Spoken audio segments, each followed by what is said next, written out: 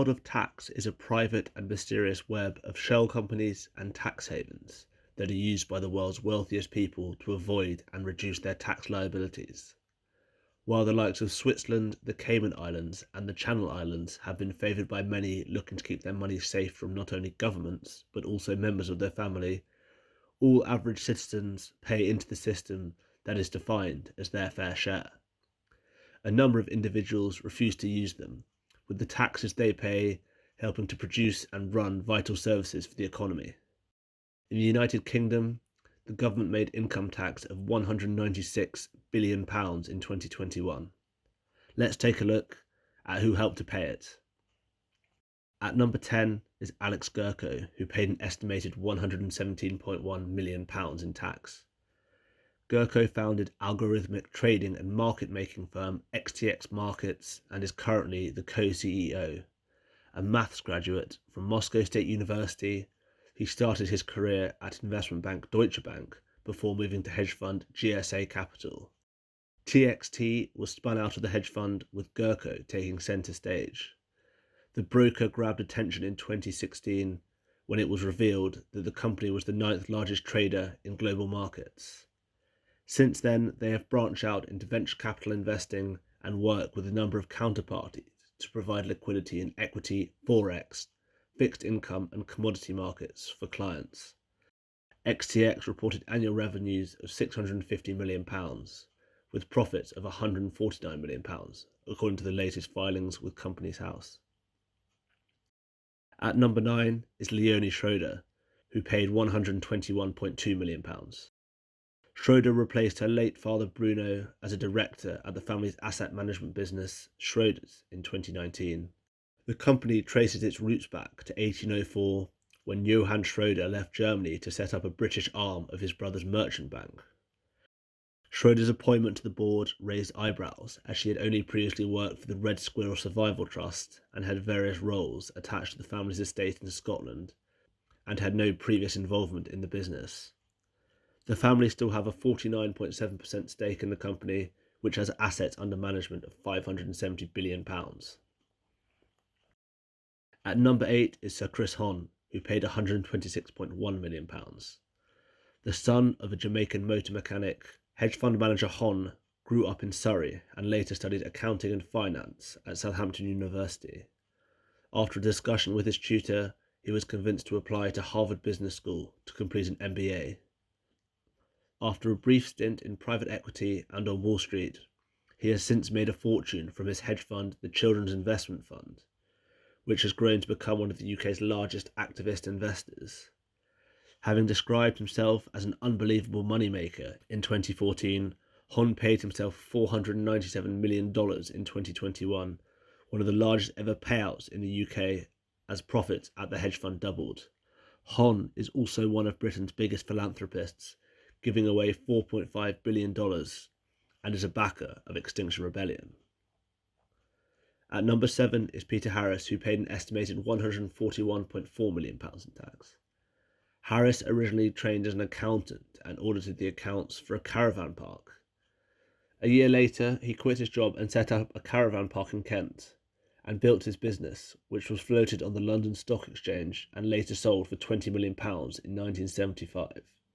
He co-founded Bourne Leisure at the end of the 1970s, helping owners to sublet their caravans when not in use. The acquisition of Rank Group's assets for £700 million in 2000 made Bourne the largest caravan park owner in the UK.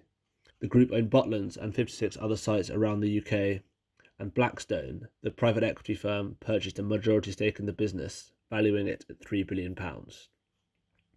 At number 6 is Lord Alan Sugar, who paid an estimated £163.4 million in tax.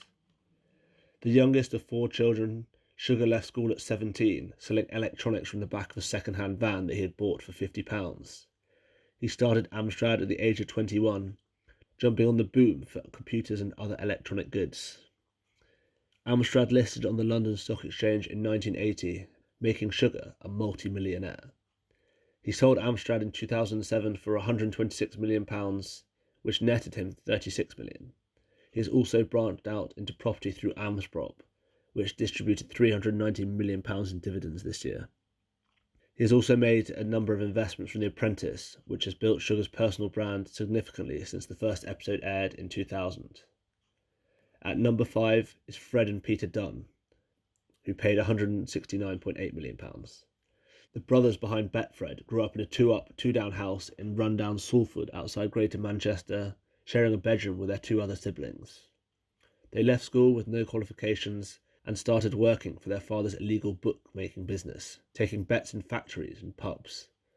A lucky bet on England to win the Football World Cup in 1966, which resulted in a return of £1,800, or around £29,000 in today's money, provided the pair with enough money to open their first betting shop.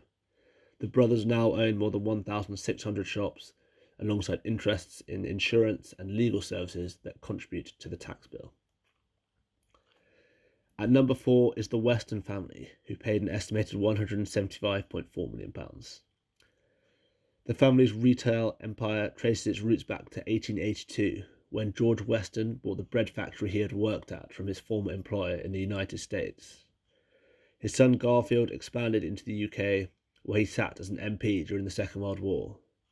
The company now has a food and retail empire that spans Europe, the Americas, Australia, China, and Southern Africa. These interests are listed through Associated British Foods in the UK and George Weston Limited in the US. They recently sold Selfridges in 2021 for £4 billion and still count Primark as one of its largest interests. At number 3 is Stephen Rubin, who paid £256.1 million. After graduating from UCL with a degree in law, Rubin had ambitions to become a lawyer and unsuccessfully stood to be the MP for Streatham in 1959. Soon after, he joined his father's company, the Liverpool Shoe Company, and renamed it the Pentland Group in 1973. His first success was the purchase of Reebok for £500,000, which he sold only a decade later for £400 million. Over the years, the group has acquired major brands, including Berghaus, Speedo, Alessi, and Canterbury of New Zealand, and has a 55% stake in JD Sports. They also hold the worldwide footwear license for the Rokos brand. Rubin remains the chairman of the company and has an estimated net worth of £4.2 billion. At number 2 is Chris Rokos, who paid an estimated £300 million. A highly gifted student, Rokos won a scholarship to Eton College and read maths at Pembroke College, Oxford. After brief stints at investment banks UBS and Goldman Sachs, he was recruited by Alan Howard to join Credit Suisse in the trading department. In 2002, Rokos co-founded Brevin Howard with Alan Howard and 3 other managing directors from Credit Suisse, which grew to become Europe's largest hedge fund. Rokos retired in 2012, but returned to the fold to found his own firm, Rokos Capital Management, in 2015. The hedge fund delivered stellar returns of 44% in 2020 as the market sold off, generating profits of around £900 million. Media shy, Rokos hit the headlines in 2007 after attempting to install a 16-foot diving pool into the basement of his South Kensington home. At number 1 is Denise, Peter and John Coates, who paid an estimated £481.7 million. Bet365 was founded in a Portakabin in Stoke by Denise Coates in 2000 and has since grown to become a gambling giant. Coates, a graduate from the University of Sheffield, had previously worked in her father's chain of gambling shops before buying the domain Bet365 for £19,000 in the early 2000s. Coates convinced her father, who ran the successful chain of betting shops and a catering company, to take out a loan of £15 million to build the startup after investors shunned the company due to the collapse of the dot-com boom. The strategy of avoiding acquisitions and spending money on marketing has allowed the company to offer bets on a number of sports around the clock to a worldwide audience. Bet365 had annual revenues of £2.8 billion and made profits of £660 million. To learn more about how Bet365 made Coates the world's highest paid business executive, check out this video.